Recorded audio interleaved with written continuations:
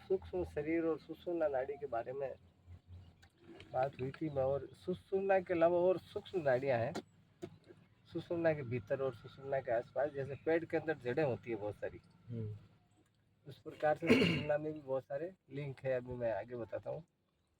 पहले ये देखो, सबसे अच्छी मोस्ट बात के हम सबसे पहले गृहस्थी आदमी हैं, और गृहस्थियों का धर्म होता है भाई अपना भला करना, परिवार का भला करना, समाज का भला करना। तो कई बार ऐसा होता है कि हमारे को करना तो अच्छा काम है, लेकिन चंद्र नाड़ी जो ईड़ा नाड़ी है वो चल नहीं रही है, या कोई कोर्ट कचहरी का काम है, दंड फंद का काम है, या और इसी प्रकार का थाने वाने का काम है, सूर्य स्वर चल नहीं रहा है। क्योंकि दंड फंद के काम जितने भी है उसमें जीत सूर्य स्वर से होगी, चंद्र से नहीं होगी। जितने भी शुभ काम है उसमें आपका हित चंद्र स्वर में होगा, सूर्य में नहीं होगा। तो मान लो किसी कारणवश नहीं बदले तो क्या करना चाहिए, क्योंकि ये प्रकृति का विधान है। जैसे हमारे भारत सरकार के नियम है कि भाई इस नियम के तहत ये, इस नियम के तहत ये, ऐसे ही प्रकृति के कुछ नियम है कि इस तत्व में ये काम होगा तो ही सफल होगा। मान लो मेरा कोई अच्छा काम है, शुभ काम शुरू करना है, और चंद्र स्वर नहीं चल रहा है, या चंद्र स्वर लंबा चलाना है, तो 1 चम्मच घी को पूरे को मुंह में लेके उसको खा लो, तो जब तक आप चाहोगे चंद्र स्वर चलेगा।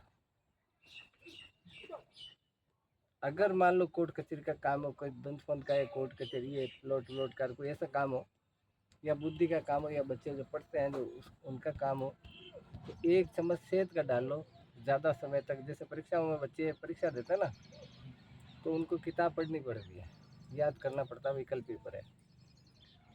तो मान लो आधे घंटे उन्होंने किताब पढ़ी या 2 घंटे किताब पढ़ी तो जब तक सूर्य स्वर चलेगा तब तक की बातें तो उनको अच्छी तरह याद रहेगी।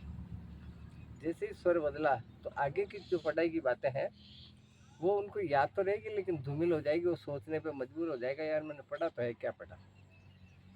तो सबसे बढ़िया बात है कि उनको शहद, अब हमारे माँ बाप भी, हम पहले वो नौकरी लग के घर आ जाता था या बहुत अच्छी काबिलियत हो जाती थी तो वो चम्मच से शहद देते थे बहुत पहले, या हमारी माताएं मैंने घी देती थी, ऐसा नियम था। लेकिन धीरे धीरे हम भूल गए उन बातों को। तो शहद से सूर्य स्वर चलेगा जब तक आप चाहोगे, घी से चंद्र स्वर चलेगा जब तक आप चाहोगे। दूसरा तरीका बदलने का, इधर मूंछों पे इत्र लगा दो तो भी सूर्य स्वर चलेगा। मूंछों पे इत्र लगाने का मतलब यह नहीं कि मूंछों पे लगाना, भाई लड़कियों की तो मूंछें होती नहीं है। मूंछों का मतलब है कि इस जगह, ताकि नाक में उसकी गंध जाए। मूंछों का मतलब ये नहीं कि मूंछों पे लगा, इस जगह लगाना है ताकि नाक में उसकी गंध जाए। नाक में गंध जाते ही वो उसका डायरेक्शन बदल जाता है और वो सूर्य स्वर चलेगा। अब ये तो हुई प्रकृति की बात। सुषुम्ना को लगातार कैसे चलाया जाए, सुषुम्ना को कलेक्ट करने का तरीका मैंने आपको कल बताया था कि कैसे, सुबह बताया था शायद। लगातार अगर सुषुम्ना को संचालित करना, तो एक पीपल आती है, पारस पीपल, जानते हो क्या आप लोग? हाँ, पारस पीपल के पीपले आते हैं, पीपले आते हैं ना वो। फल। हाँ हाँ पीपले, हाँ फल, पारस पीपल के पीपले को, क्योंकि पीपल और तुलसी ऑक्सीजन देती है हमारे को प्योर, तो उसके पीपले को तुलसी के रस में मिलाकर ऐसे रखो आप, और उनको ऐसे ऐसे लगा लो, ऐसे ऐसे ताक में यूँ। सुषुम्ना चल रही हो जब, सुषुम्ना चलाकर, बिना सुषुम्ना के नहीं, सुषुम्ना चलाकर, तो जब तक आप चाहोगे फिर तो सुषुम्ना के समय होश रहता नहीं है, मतलब चेत नहीं रहता, जिंदे तो हम रहते हैं, तो तब तक चलेगा वो जब तक हम चाहेंगे, जीव चाहता है, आत्मा चाहती है, जीवात्मा होश ही नहीं रहता, वो क्या कितनी देर तक नहीं। हाँ हाँ, उसके लिए हर अध्यात्म के काम में ये नियम बांध लो कि जैसे मैं आगे आपको शवासन बताऊंगा कि आदमी जीते जी मरता कैसे है। जीते जी मरने का मतलब उसकी अनुभूति कैसे होती है, तब भी होश नहीं रहता। तो उस समय क्या करना, अगर आप अकेले भी करो तो उसको समर्पित करके करो। मैंने कल भी बोला था कि घर से बाहर निकलो तो अपन पिताजी को या माँ को, किसी बड़े आदमी को बोलो कि मैं फलानी जगह जा रहा हूँ। तो फिर उनकी जिम्मेदारी है कि समय पर नहीं आया तो फिर वो ढूंढा डांडी करते हैं, फ़ोन करते हैं कि नहीं। तो अध्यात्म का काम यानी अंतर जगत का काम करने के लिए इस ब्रह्मांड के, ये ब्रह्मांड है खुद, जो ये ब्रह्मांड दिख रहा ये भी ब्रह्मांड है। अंड पिंड ब्रह्मांड, ये तीनों ब्रह्मांड की श्रेणी में आते हैं। तो उसको के शुरू करो कि मैं जो भी अपन भगवान से पूजा करते हैं उस तरीके से कि मैं तेरे आदेश से या तेरे कहने से ये काम कर रहा हूँ, मैं आपके साथ चलूँगा। अब तेरे को मेरे साथ चलना ऐसा नहीं, वो अपने से छोटा थोड़ी है भाई। ईश्वर या सतगुरु अपने से छोटा थोड़ी होता है कि मुझे आपको आपके साथ मैं चलूँगा और वो आगे की जिम्मेदारी आपकी है। फिर वो अपना आप कब उसको वापस रीसेट करना है वो उसकी जिम्मेदारी, अपनी जिम्मेदारी नहीं है। तो ये तरीके हैं स्वर बदलने, क्योंकि आप करके देखना। अभी मैं जब तक यहाँ हूँ 2-1 दिन, तब तक गुरुदेव, आप हाँ, ये जैसे आप ये बताइए शहद लेवे सेब तो तो वो चम्मच भर, कितनी देर बाद में चालू हो जाएगी? जैसे चम्मच भर, 1-2 मिनट बाद, 2 मतलब मिनट बाद चालू हो जाएगी। कई स्थिति ऐसी है ना कि भाई बच्चा पेपर दे बता रहे हैं, हाँ। अपने घर से दे दियो, वहाँ गए 2 घंटा तक इतना तो नहीं, बेकार है। 2 मिनट में कौन सा फर्क पड़ता है। नहीं, मैं एक यही हाँ। पूछा जा रहा था कि भाई जैसे अब आप कह रहे भाई वो पीपल का वो लगा के हाँ, वो तो सुसुम लगा। हाँ भाई चेंजिंग करें तो वो हाँ, वही टाइम करनी चाहिए ना। ये थोड़ी है कि 1 घंटा पहले कर लियो और फिर वहाँ जाए। नहीं घर से निकला जब भी करा ना वो तो बटा थोड़ी लेवा देते हैं। 2 मिनट बाद नहीं, जैसे आप पेपर दे बजाए बच्चा हाँ घर से निकला जब तो वो तो फिर घनी देर लग जाएगी, अलग 2 कोई घंटा। नहीं, पेपर देने जाएगा तो वो तो चंद्रस्वर में जाएगा ना। हाँ, पेपर देने जाए तो क्या, तो घर से बाहर तो चंद्रस्वर में निकलेगा। उसकी माँ को बोल दो कि इसको चटा दे, ये से डला दे, आप गाड़ी में बिठा के ले जाओगे।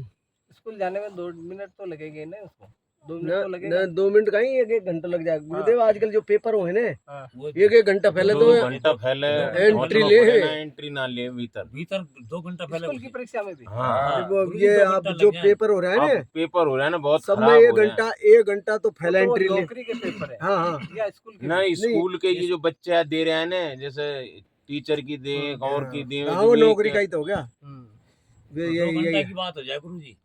हाँ तो कोई बात नहीं, घर से बाहर निकलो, उसको खिला दो, सेब खिला दो। मेरे विचार है कि भाई घर से तो खिलाए हम्म। और वहाँ लग गया। अब स्कूल में अपन जाएंगे, वहाँ को सेंटर आयो साहब, मान ले खाऊं भी ऐसी जगह जो 2 घंटा जाना ही पड़ेगा। घर से तो अपन निकला जब जार वो सही करके के चली गया। स्कूल में तो एंटर जाते ही होगा ना वो, हाँ है हाँ ना। स्कूल में एंटर होने के उसका बाद बाद भी आधा घंटा पौन घंटा बाद पेपर हुआ है, हाँ, अंदर लिया ये बाद कोई भी दिक्कत नहीं।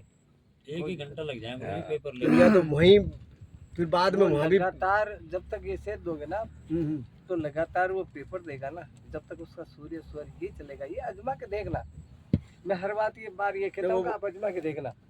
मेरी बात सही है, इसका मतलब ये नहीं कि आप आजमा के नहीं देखो। आप वो तो मेरी बात को स्वीकार कर लोगे तो वो तो रूढ़ी बात हो जाएगा।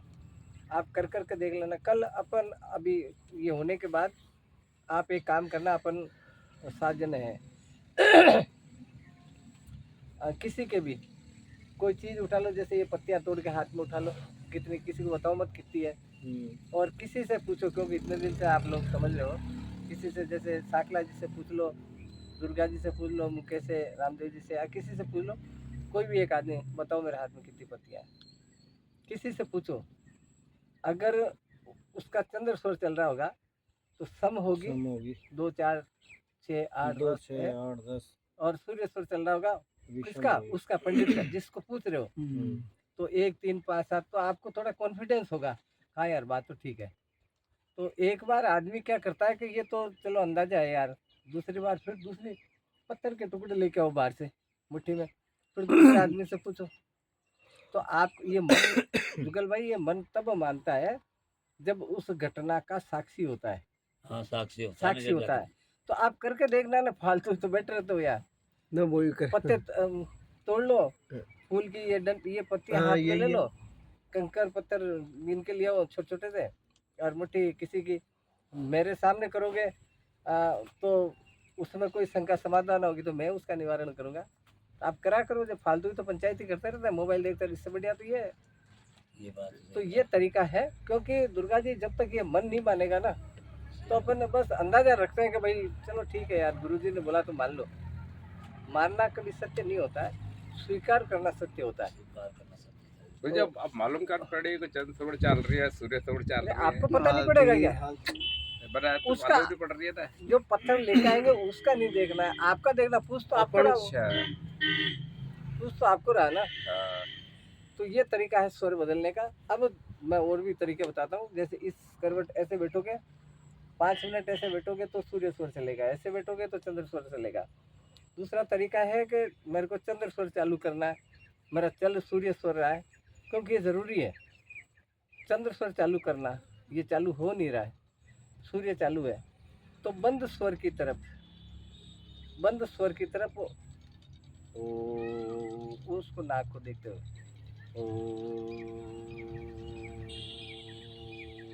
अब मैं पहले करके बताता हूँ आपको। देखो पहले मेरा देखो आप,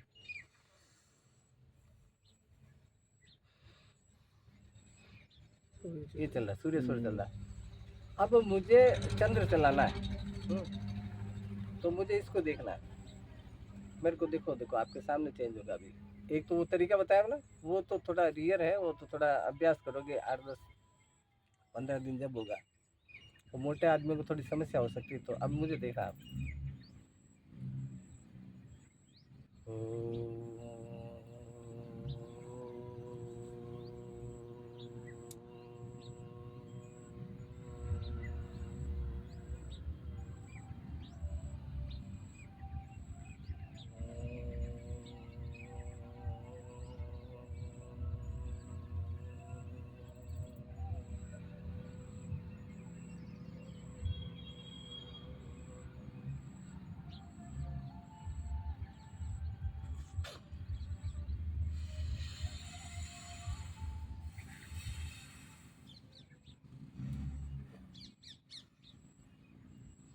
चेंज हुआ कि नहीं? देखो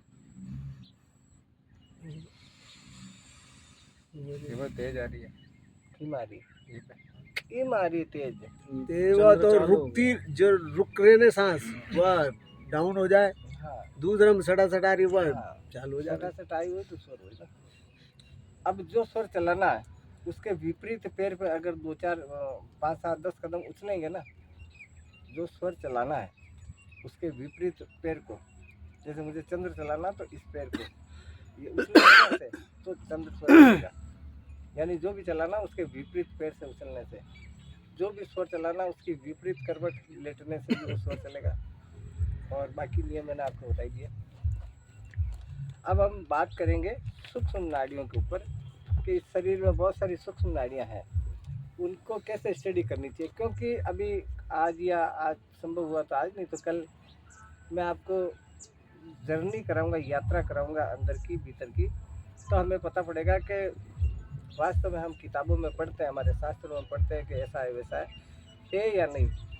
ये जब तक स्वीकार नहीं करेंगे ना, तब तक, जब तक ये मन स्वीकार नहीं करेगा वो बात सत्य नहीं होगी।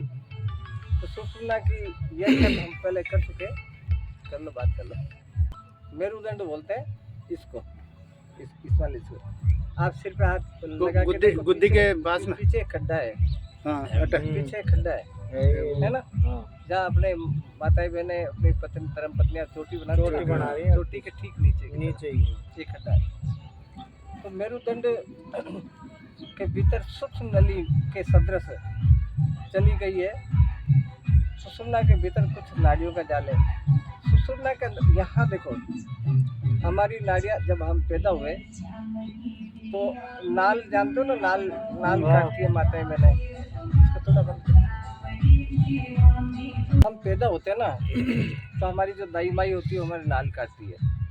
नाल को कभी बारीकी से देखो आप, क्योंकि वो हमारी माताएं बहनें क्या करती है कि बहन बेटी करती है, वो काटती है उसमें गेहूँ, गुड़, शक्कर, घी वगैरह ऐसा मिलाकर, क्योंकि वो बहुत पवित्र जगह।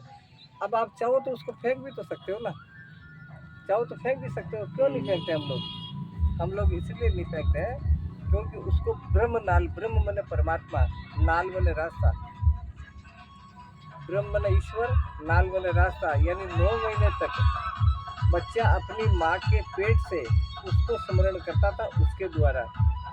नाल कभी भी माँ के पेट से जुड़ी हुई नहीं है, कभी भी जुड़ी हुई नहीं होती। अगर जुड़ी हुई होती नाल तो जब बच्चा पैदा होता है ना उसके साथ ही उसका जो गर्भ जहाँ रहता है जो यूट्रस जिसको बोलते हैं अंग्रेजी में, वो भी बाहर आ जाता। अगर जुड़ी हुई है वो तो उसके साथ नहीं आएगा क्या? इसका मतलब वो अदर रहती है।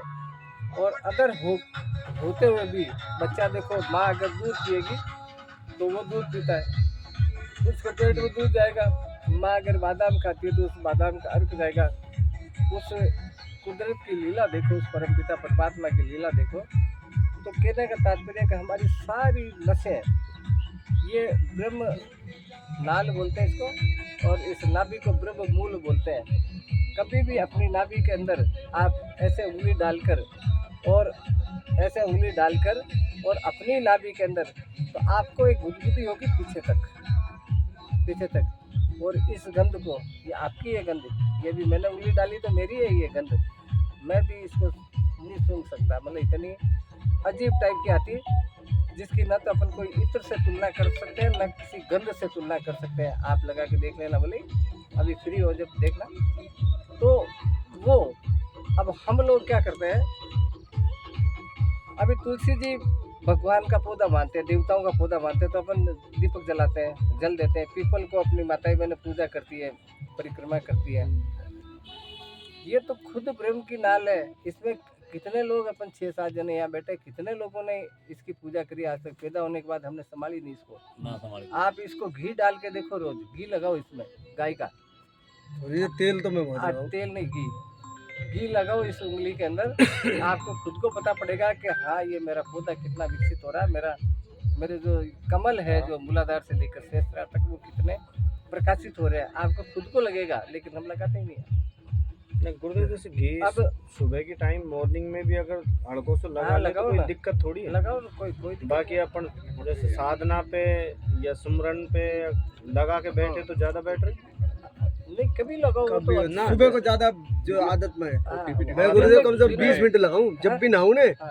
20 मिनट तेल लगाऊं तो ऐसा शरीर पर ऐसा हो जाए एकदम। हाँ, दिन में क्या होता है कि अपन कामधंधे वाले हैं, रेत लगेगी क्योंकि चिकनाई पे की चीजें आकर्षित करती है। तो रेत, धूल के कण, पता नहीं क्या क्या चीज लगती है। तो दिन में लगाओ, सुबह अच्छी बात है, लेकिन रात को जरूर लगाओ। रात को जब सोते ना, एक उंगली लगा के, कोई घी का चम्मच थोड़ी भरना, जो ना, वो तो उंगली से लाएंगे वो लगा के ऐसे करेंगे ऐसे। गुरुदेव में घणो तेल भर लो ने, और मैं रिगड़ू वो तेल थोड़ी देर में खा गया हो जा। वो मतलब पोषित होता अंदर पर, क्योंकि मैं अंदर ये तक सोचूं, जड़ों में हमने मैं कभी ऐसे पानी लगा दिया के 3-4 बार भरू मैं, जो जोर से मैं बीज दो सारो तेल है ने नांगली वो- देखो यार, वो तेल गाय खाया और इसलिए जी हो के जाता इतना है। ना रही इतना। वो गायब इसलिए हो जाता है कि जैसे ये पेड़ लगाया अपन ने, अब पेड़ को 15 दिन से हमने पानी नहीं पाया, फिर वो गोल गोल इसको खोद कर पानी डालेंगे तो एक बाल्टी से क्या होगा? 15 दिन से पानी नहीं दिया आपने। तो जीवन के 40 साल, 50 साल, 60 साल हमारा जीवन निकल गया, अभी तक उसमें नहीं दिया, तो वो तो कड़वा लग जाए, वो पोषित करेंगे क्या? हाँ अब 12 हवा लग जाए, हाँ, इसको मारवाड़ी में बोलते हैं सुंडी बियाना। अब 12 आ रही है यार, हाँ, तेल हाँ, लगो हाँ। घी लगाओ तो अब हाँ। 12 हवा लग गई। तो बाहर ही तो करनी है हमारे को। बाहर आवे तो बड़ी अच्छी बात है, और नहीं भी आवे किसी की मान लो, तो उसको पोषित करना जरूरी है, क्योंकि यहीं से 72,000 नाड़ियों का जाल फैलाओ पूरे शरीर के अंदर। और जिस जगह से अभी ये दिनेश ने खरीद रखा है इसको, तो उसकी जिम्मेदारी है ना, 2, 4, 5 हज़ार जितने भी इसको तनख्वाह देता है भाई, इसकी सार संभाल कर, तो इसकी सार संभाल करना तो अपना धर्म है ना। अपन राम राम राम राम, हरिओम तत्सत, हरिओम तत्सत, ओम नमः शिवाय तो रोज करते हैं, लेकिन वो जहाँ से उसकी आवाज़ जानी है उससे तो हमने कभी बात ही नहीं करी, उससे तो कभी संपर्क ही नहीं है, उसको तो कभी पोषित करी नहीं, तो कैसे संभव होगा? तो मेरुदंड, जो हमारे जो मेरुदंड के भीतर बहुत सारी सूक्ष्म नाड़ियाँ, बारीक, बाल से भी बहुत बारीक, और इसके भीतर एक जो सुषुम्ना नाड़ी का एक जाल है। सुषुम्ना नाड़ी एक अकेली नाड़ी नहीं है, सुषुम्ना नाड़ी का एक जाल है, उसमें जैसे वज्र नाड़ी है, सरस्वती नाड़ी है, चित्रनी नाड़ी है। अगर आपने सुषुम्ना नाड़ी को एक्टिव कर लिया गुरुदेव की कृपा से, मैं सुषुम्ना चला के बताऊंगा आपको अभी या कल बताऊंगा। जब सुषुम्ना चलेगी ना तो आपको ये पता पड़ेगा कि इसमें कोई पर्टिकुलर एक नाड़ी ना होके, और जैसे पेड़ की जड़ें होती है ना बहुत सारी निकली हुई होती है, ऐसे बहुत सारी है। कल शायद मैंने बताया नहीं बताया, मुझे ध्यान नहीं। वो एक बोलो डॉक्टर एक इंजेक्शन डाल के एक पानी निकालता है और उससे हमारी जीवन रेखा बताता है वो, दो कि आपके इस मरीज का जीवन 1 घंटे का रहेगा, 2 घंटे का रहेगा। दो और ताजुब देखो कि आठ, उसने 1 घंटे के लिए बोला ना, तो 1 घंटे ही जीवन है। ठीक है। यानी हमारी इसको बंक नाल बोलते हैं। देखो इसको ब्रह्म नाल, ये ब्रह्म नाड़ी यहाँ से निकलती है, और रीढ़ की हड्डी को बंक नाल बोलते हैं। बंक मतलब शून्य, बंक का मतलब शून्य, नाल मतलब नली, और ईश्वर शून्य में मिलता है, कोई हा हू में नहीं। ये ठीक है, अभी जैसे ये जा रहे हैं, ठीक है, अच्छी बात है धार्मिक यात्रा, लेकिन ईश्वर की अनुभूति होगी शून्य अवस्था में होगी, हा हू में नहीं। तो इस प्रकार से ये नाड़ियों का जाल है, क्योंकि ज्ञान संकलिनी एक शास्त्र है हमारा, सनातन धर्म का शास्त्र है। उसमें लिखा है कि ईड़ा भागीरथी गंगा पिंगला यमुना नदी तयोर मध्यता नाड़ी सुषुम्ना क्या सरस्वती त्रिवेणी संगमे यत्र तीर्थ राज्य से उच्यते तत्र स्नानम प्रकुर्वीरतम सर्व पापे प्रमुच्यते। आप एक महर्षि का कहना है कि ईड़ा नाड़ी भागीरथी है, गंगा है, ये वाली यमुना है, और ये वाली सरस्वती है जो सुषुम्ना नाड़ी है। उसके बीच में ये जो तीनों जब मिलेगी उसको त्रिवेणी कहते हैं। त्रि मतलब तीन, वेणी मतलब नदी। तो त्रिवेणों संगम यत्र तीर्थ राजे, और जहाँ पर त्रिवेणी का संगम होता है, 3 नाड़ियों का संगम होता है, वही तीर्थराज है।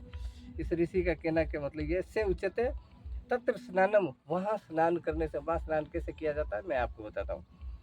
तत्र स्नानम प्रकुर्वीरते सर्व पापे प्रमुच्यते, वहाँ स्नान करने से आपका निश्चित तौर पर कल्याण होगा, ये भगवान शिव ने कहा।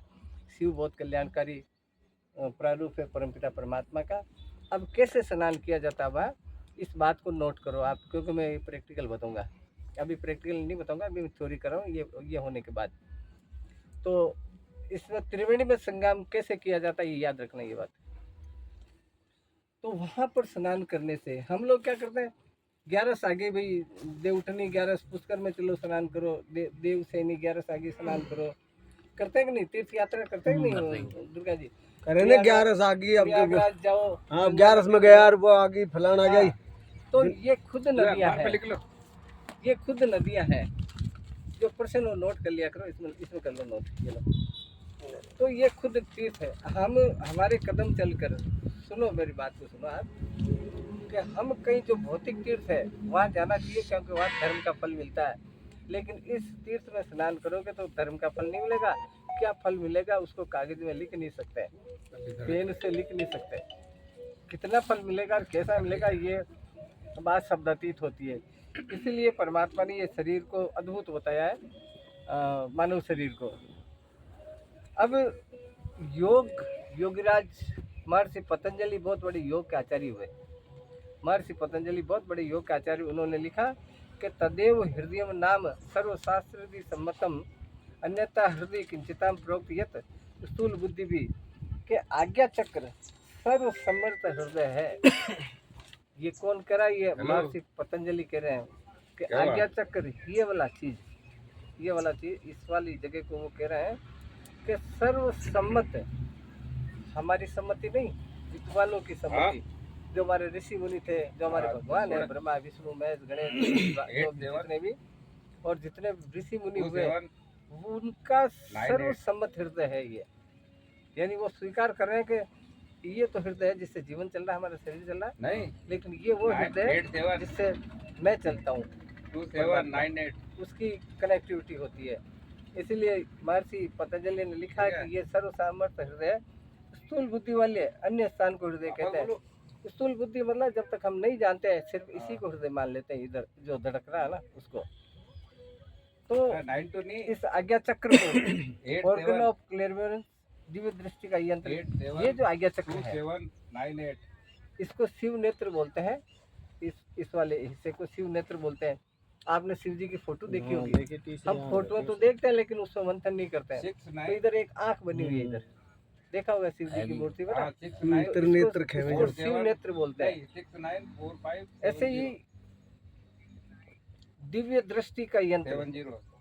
जैसे दूरबीन होती है ना, माला खेड़ा का चौराया, अब यहाँ बैठे बैठे ऐसे ऐसे देख लो उसको, अच्छी कीमती हो वो तो ये दिव्य दृष्टि का यंत्र, ये तो दूरबीन हमारी बनाई हुई है, ये पूरी की पूरी दूरबीन परमात्मा की बनाई हुई है। इससे फिर हमारी डायरेक्ट हमें दूरबीन मिल जाएगी, जिसको दिव्य दृष्टि का यंत्र बोलते हैं, तीसरी नेत्र बोलते हैं, शिव नेत्र बोलते हैं, तीसरी नेत्र तो इसको बोलते हैं। तो हम उसको आराम से अनुभूति कर सकते हैं। और जब उसकी अनुभूति हो जाती है, देखो गुरुदेव की कृपा हुई तो मैं 2-1 दिन यहाँ हूँ, आपको हर चीज़ कर करके बताऊंगा।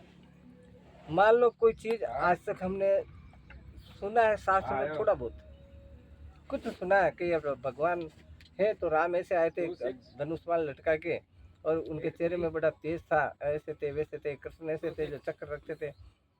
कल्पना करो कि इस दिव्य दृष्टि के यंत्र से उससे भी लाखों अनंत गुना हमारे को कोई चीज़ दृष्टिगत हो, ऐसी चीज़ जिसको हम कलम से लिख नहीं सकते, जिसको शब्दों से हम बता नहीं सकते, तो कितना आनंद आता होगा। वो उसको बोलते हैं फिर गूंगे का गुड़। गूंगे आदमी को गुड़ खिला दो और उसको पूछो कि कैसा लगा, तो वो ऐसे ऐसे ही करके बता सकता है, एक्सप्लेन करके नहीं बता सकता है। ऐसे ही हमारे सनातन धर्म में बहुत सारी चीज़ें ऐसी है अध्यात्म में कि अगर उसकी अनुभूति हो जाए गुरुदेव की कृपा से, तो शब्दातीत होती है, वो शब्दों के परे होती है, यानी वो शब्दों में नहीं बांध सकते उसको। तो इस प्रकार से ये दिव्य दृष्टि का यंत्र है। उपनिषदों में अंगुष्ठ मात्र पुरुष का हृदय स्थान बताया है। देखो हमारे महर्षि बादरायण व्यास ने, व्यास जी का नाम अधिकतर लोग जानते ही नहीं है, व्यास जी कहते हैं, व्यास जी का नाम है बादरायण।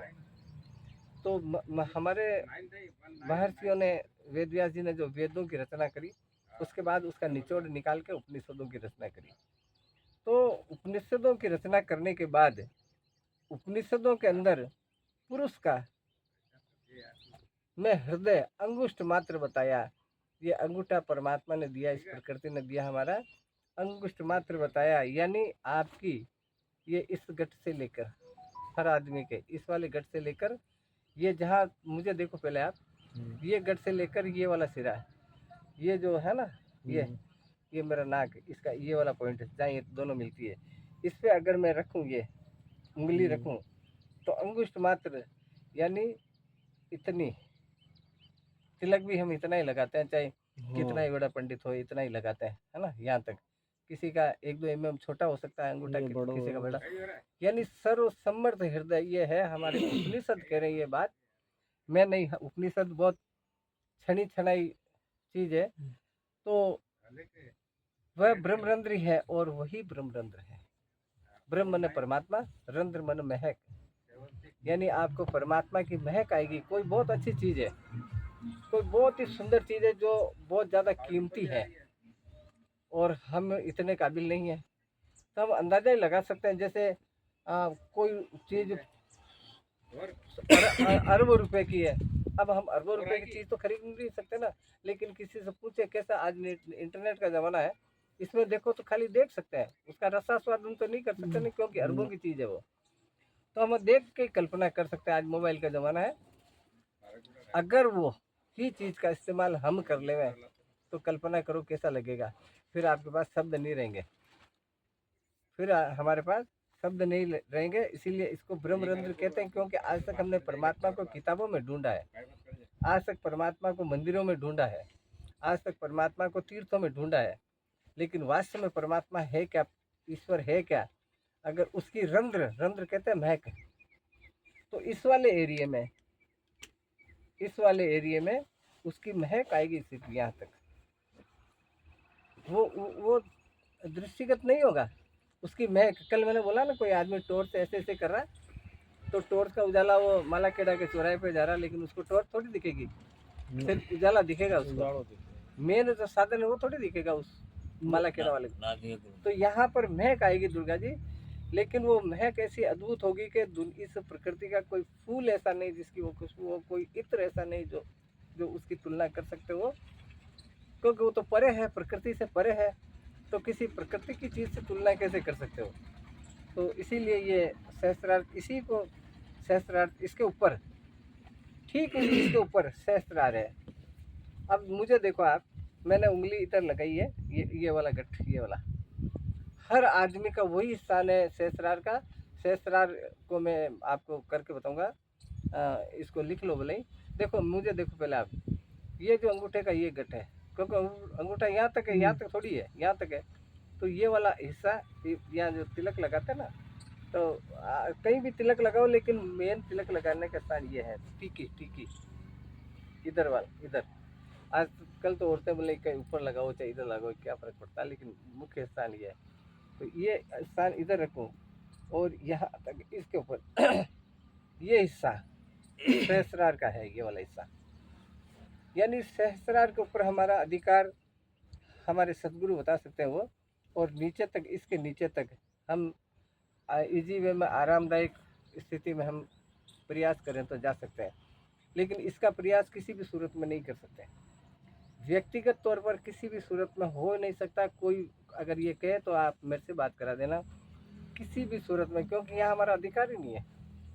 यहाँ तो अधिकार सतगुरु का है, वो हमारे को परमिट देता है, वो हमारे को ले जाता है। आप जितनी भी क्रियाकलाप करो तो यहाँ से लेकर यहाँ तक की कर सकते हो। इस भौतिक शरीर के अंदर इस वाले की कुछ नहीं कर सकते हैं। पंडित जन तिलक रखते हैं, बहुत सारे संत बाल रखते हैं लंबे लंबे, वो इसलिए कि ये चीज़ ढकी रहे। हम कहते हैं ना, किसी भी चीज़ को ताज़ा रखो तो थोड़ा थोड़ा छाया तो रखो यार, धूप में मत रखो, ख़राब हो जाएगी। तो चोटी रखने का कारण ये, चोटी इधर रखते हैं इस जगह पर, जिसको हम तालू हमारी माताएं बहनें उसको पका देती है।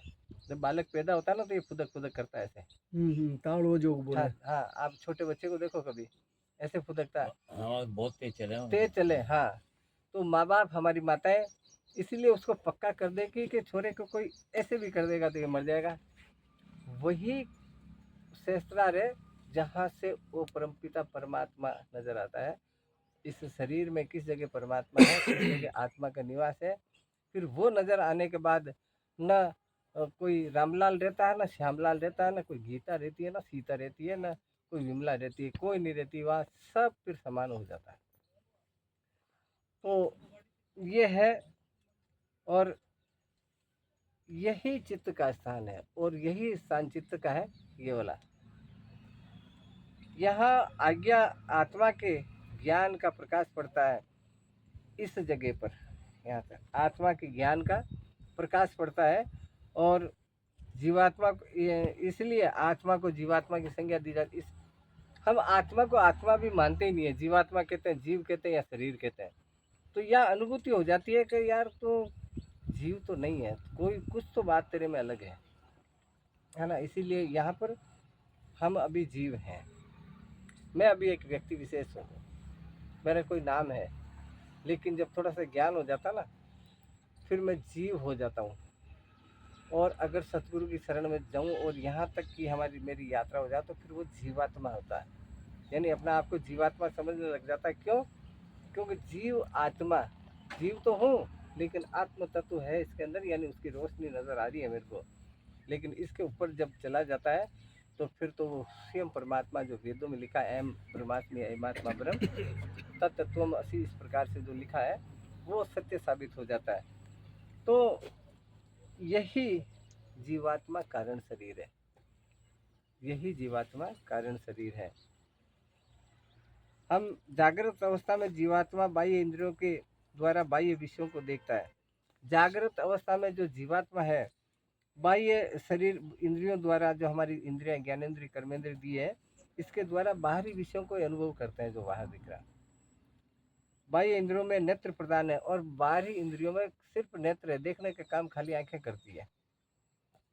इसलिए जागृत में जीवात्मा की स्थिति उपनिषद में नेत्र बतलाई गई है।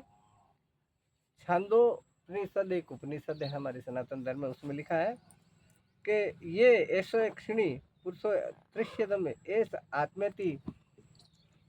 छांदो के उपनिषद में लिखा है कि मैं आँख के अंदर जो स्थित है ना, वो मैं ही हूँ। आप एक दूसरे की आँख में, ये लिख लो अभी, ये इसके बाद में आप देखना, एक दूसरे की आँख में देखो, आँख के अंदर एक मेरी फोटो देखूँ, मैं मेरा चेहरा देखूँ, तो कांच में अगर देखूंगा तो इतना इतना सा दिखेगा, पूरा तो नहीं देख सकता हूँ ना। पूरा देखने के लिए तो बहुत दूर ले जाना पड़ेगा इसको। लेकिन इस आँख में, मतलब मैं इसलिए कह रहा हूँ कि खुद का अक्स देखने के लिए शरीर का एक बहुत बड़ा कांच चाहिए, जो अलमारी में लगाते हैं ना अपन, बहुत बड़ा कांच है। लेकिन आत्मा जो पूरे ब्रह्मांड में फैली हुई है वो कहाँ दिखेगी? छांदोग्य उपनिषद में लिखा है कि आँख के अंदर एक काला काला घेरा है। आँख के अंदर ये काला काला घेरा है ना, इस काले काले घेरे में छोटी काली बिंदी और अंदर, मतलब आँख का जो काला घेरा है गोल वाला, उसमें एक छोटी सी बिंदी और है, वो मैं हूँ। ये कौन कह रहा है? ईश्वर कह रहा है। तो आप एक दूसरे की आंख में देखना, आपका पूरा फोटो दिखेगा उसमें। एक दूसरे की आंख में उस काले हीरे में देखना, जो ये काला वाला हीरा बिंदी है ना, गोल गोल बड़ी जो बिंदी लगाती है माता में ना, ऐसी ये बिंदी है ना गोल गोल, इसके अंदर एक और काला है वो में छोटा सा, छोटा सा, बिल्कुल छोटा सा, वही तो दिखता उसमें आप एक दूसरे के चेहरे में देखना। ये होने के बाद तो आप पूरा दिखोगे, स्पष्ट दिखोगे। ऐसा भी नहीं कि यार मुझे कान नजर नहीं आया, फलान नजर नहीं, पूरे। तो छांदोग्य उपनिषद में परमात्मा कहते हैं कि वो मैं ही तो हूँ, वही तो आत्मा है। तो जागृत अवस्था के अंदर आत्मा की अगर अनुभूति करनी है तो ये आँख का जो हीरा है ना, इसकी प्रतीति करो। यही बात है, अनुभव करने के लिए कोई आदमी मर जाता है, उसकी आँख खोल के देखो ऐसे, उसमें आप नहीं दिखोगे, क्योंकि आत्मा निकल चुकी है। यही समझ में? हाँ, वो सक्रिय जीवित बंदा आत्मा में, जीवित शरीर के अंदर आँख के काले हीरे में जो काली तिल है, उस तिल के अंदर देखो आप नजर आओगे। और वही तिल, आँख तो उसके भी रहती है मरे हुए आदमी के, लेकिन उसकी आँख में देखो तो आपकी फोटो नजर नहीं आएगी। क्यों नजर नहीं आएगी? क्योंकि इसको आत्मा कहते ना, तो आत्मा तो निकल गई, कांच तो फूट गया। तो ये कांच फूट गया तो फिर शक्ल दिखेगी कैसे? तो छांदोग्य उपनिषद में साफ लिखा है कि वो मैं खुद हूँ, वही आत्मा है। ये जीव प्रश्न का ही बताया गुरुदेव, है, प्रश्न बताया ना आपने। आँख में देखो एक दूसरे की में, तो आत्मा की प्रतीति होगी। आत्मा ये जो आँख में जो पुरुष दिख रहा है, देखो जहाँ जहाँ भी पुरुष शब्द आता है ना, इसका मतलब आदमी मत समझना। पुरुष शब्द का मतलब स्त्री और मेल और फीमेल दोनों से मतलब है। हमारे शास्त्रों में पुरुष ही शब्द दिया है, क्योंकि स्त्री को हम माता मानते हैं, स्त्री को जगत जननी मानते हैं, इसलिए स्त्री शब्द कहीं नहीं दिया। तो ये जो आँख में जो पुरुष दिखता है ना, ये जो हमारा अक्ष दिखता है, वही आत्मा है। ये छांदोग्य उपनिषद कहता है जीवात्मा का ज्ञान कुंडलिनी शक्ति के द्वारा जाना जा सकता है। कुंडलिनी शक्ति के संबंध में कुछ संशय है जो मैं आप लोगों को बताता हूँ। ये छांदोग्य उपनिषद कहता है कि यही तो आत्मा है जो भीतर है। लेकिन आपको अगर कुंडलिनी शक्ति के बारे में जानना है तो छांदोग्य उपनिषद ये कहता है कि अगर आपको कुंडलिनी शक्ति के बारे में जानना है, जो इधर रहती है, उसके बारे में जानना है, क्योंकि वो एक सफ़र है। अब एक तो हम सीधा सीधे, जैसे अभी मैंने बोला कि भाई एक दूसरे के आँख में देखो तो आपका अक्ष दिखेगा, पुरुष दिखेगा, यानी फोटो दिखेगी। लेडीज़ देखेगी तो लेडीज़ की दिखेगी, आदमी देखेगा तो आदमी की दिखेगी। तो उस अक्ष को आत्मा कहते हैं। अब छांदोग्य उपनिषद ये कहता है कि अगर आप कुंडलिनी शक्ति को जानना चाहते हो, कुंडलिनी शक्ति को अगर जीवात्मा का अनुभव करना चाहते हो, ये बात क्यों कही उन्होंने? हम जब परमात्मा की अनुभूति कर लेवें, सतगुरु की अनुभूति कर लेवें, आत्मा की अनुभूति कर लेवें, तो फिर और हमारे पास बचा क्या? कुछ भी नहीं बचा। लेकिन हमारे ऋषि मुनियों ने कहा कि अब तुम पुरुष व्यक्ति हो। भाई अपन कितने विद्वान हो जावे, है तो व्यक्ति ना, है तो व्यक्ति ना। चलाते हैं थोड़ी देर और सुनो 5-10 मिनट। तो अपन है तो व्यक्ति, चाहे कितने विद्वान हो जाओ। तो अब वो छांदोग्य उपनिषद ये कहता है कि अब तरीका समझो। अगर तरीके से देखना चाहते हो इसको, किसको? आत्मा को। कि मैंने ये बोला है कि जागृत अवस्था के अंदर आपकी आँख के हीरे के अंदर जो तिल है, वही ईश्वर है, वही आत्मा है, वही परमात्मा है, वही शक्ति है। लेकिन अब आप रास्ते से जाना चाहते हो, तो अब मैं बताता हूँ। ये कहता है छांदोग्य उपनिषद। तो अब मैं कुंडलिनी के बारे में बताता हूँ, लेकिन शायद आपको गर्मी हो रही है, सहन नहीं हो रही है ना? नहीं हो रही है गर्मी में कितना तो सुनो फिर। ये कुंडलिनी किसकी, ये थोड़ा लंबा है, इसमें घंटा भर लग जाएगा, सुन लोगे? सुनेंगे गुरुदेव। और कहीं करना है बाबू? या थोड़ी देर एक बाद बार में करें? अगरबत्ती जोड़ दूं मैं गुरुदेव? या रात को करें? ना थोड़ा सा रेस्ट ले लें और फिर वापस एक हाँ, अगरबत्ती जोड़ दो रोक दे तो भाई। ये मच्छर